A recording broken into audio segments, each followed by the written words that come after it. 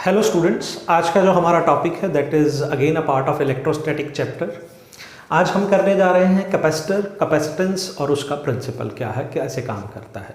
तो सबसे पहले अगर मैं बात करूं तो कैपेसिटर होता क्या है। देखिए, इलेक्ट्रॉनिक्स और कम्युनिकेशन इंडस्ट्री में बहुत ही इम्पॉर्टेंट कंपोनेंट है जो that is called capacitor.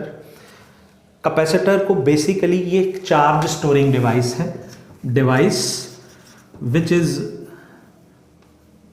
which is used to store charge. Charge को स्टोर करने के लिए, होल्ड करने के लिए जो चीज़ होती है उसको हम कैपेसिटर कहते हैं। अब कोई कैपेसिटर कितना चार्ज होल्ड कर सकता है ये डिपेंड करता है उसकी कैपेसिटेंस पे, ये डिपेंड करता है चार्ज को होल्ड करने की क्षमता पे।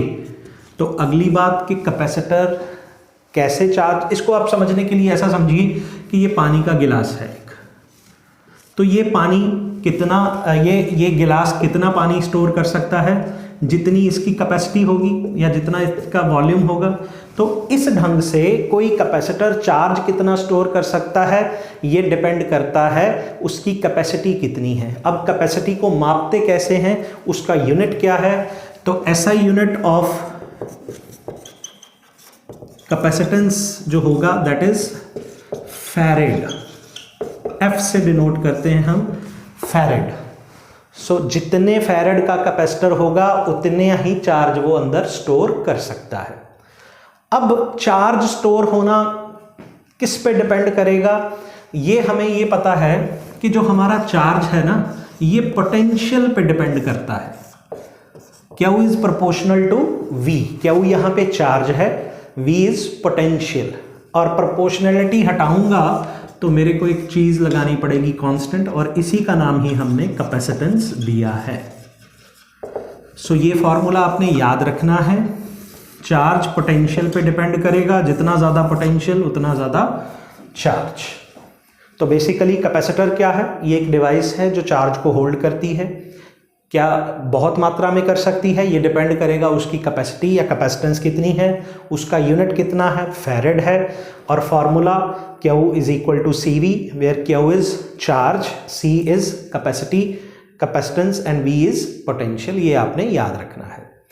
अब अगली बात कि ये काम कैसे करता है, किस सिद्धांत पे काम करता है, इसका प्रिंसिपल क्या है। So what is the principle of capacitor. देखिए ध्यान से, कैपेसिटेंस में क्या होता है, हम एक प्लेट लेते हैं, let this be plate A, इसको मैं जितना चार्ज कर सकता हूं मैंने उतना पॉजिटिव चार्ज दे दिया।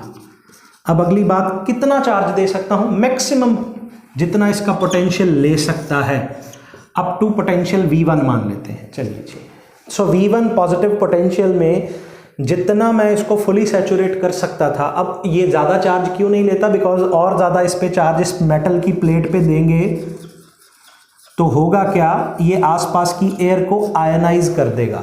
तो जितना चार्ज ले सकता था हमने उतना चार्ज इसको दे दिया।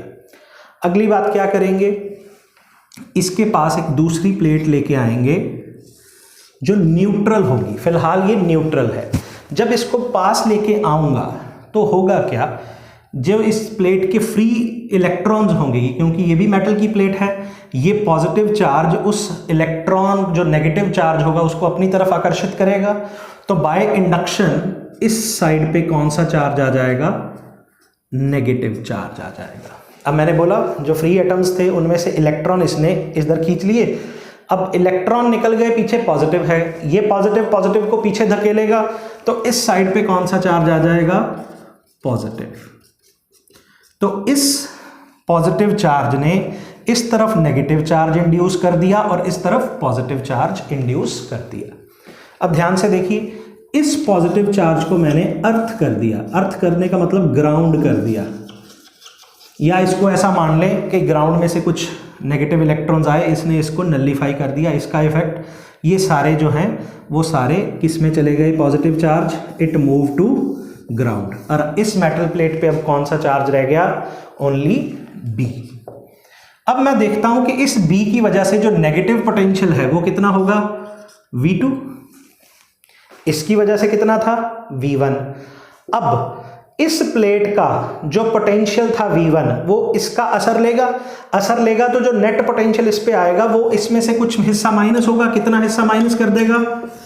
V1 माइनस V2, बिकॉज इस नेगेटिव इलेक्ट्रॉन नेगेटिव चार्ज की वजह से जो नेगेटिव पोटेंशियल था उसने इसके पॉजिटिव पोटेंशियल को थोड़ा सा कम कर दिया। अगर इसने थोड़ा सा कम कर दिया इसका मतलब इसको मैंने दोबारा से अगर V1 रीस्टोर करना है वैल्यू तो मेरे को क्या करना पड़ेगा? थोड़े से चार्ज और देने पड़ेंगे।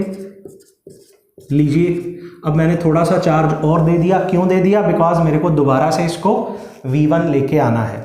अब मेरे थोड़े से चार्ज और देने की वजह से इसका जो था जो पोटेंशियल V1 कम हो गया था वो दोबारा से V1 रीस्टोर कर लिया है। और ये हुआ कैसे? By giving more charge to A। अब पहले ये चार्ज ले नहीं सकता था, अब मैंने इस पे ज़्यादा चार्ज दे दिया, जितना था उससे भी ज़्यादा हो गया। इसका मतलब अल्टीमेटली हमने क्या किया? कैपेसिटी ऑफ A इंक्रीजेस, हमने इसकी कैपेसिटी बढ़ा दी। कैसे? चार्ज को और स्टोर करवा के। यही प्रिंसिपल है जिस पे कैपेसिटर काम करता है। आई होप आपको समझ में आ गया होगा कि कैपेसिटर जो है वो कुछ नहीं है, दो मेटल प्लेट्स लगी होती हैं और इनका काम है चार्ज को होल्ड करना, चार्ज को स्टोर करना।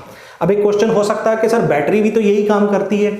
बैटरी भी चार्ज को स्टोर करती है, लेकिन बैटरी जब हमें चार्ज कहीं स्लो मोशन में चाहिए, धीरे धीरे कंटिन्यूअस चाहिए, तो मैं बैटरी यूज करता हूं। कैपेसिटर का काम है एकदम से सडन, ये स्लो चार्ज देता